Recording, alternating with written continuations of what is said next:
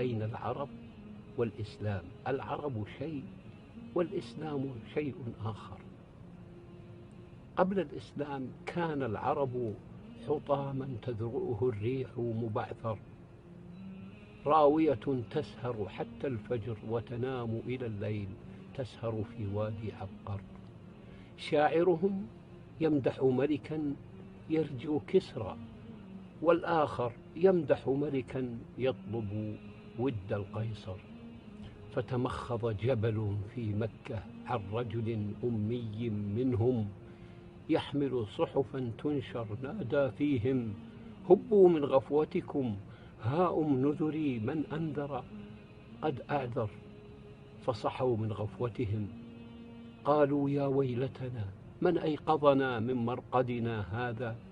أسحر هذا؟ أشعر هذا؟ لم نسمع في أهلينا من هذا قول يؤثر. وصحت يثرب من غفوتها، غنت لينتها، رقصت بعراجنها. طلع البدر علينا نور يؤوي نورا بنبي وجبين أزهر. فأقام الدين نبي فيهم، مطاع فيهم ثم أمين. أقام الدين خلافة رشد، فتحوا أمصار الدنيا، فانهد الإيوان على كسرى، وانهد القصر على قيصر.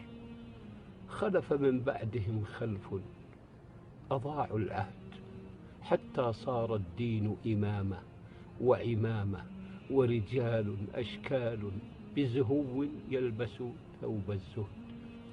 فبنى الشيطان لهم سدرة، عكفوا تحت السدرة، ببطون ملأى ورؤوس لا تحمل خبزا يأكل منه الطير، بل تحمل شرا وسيوف تشهر.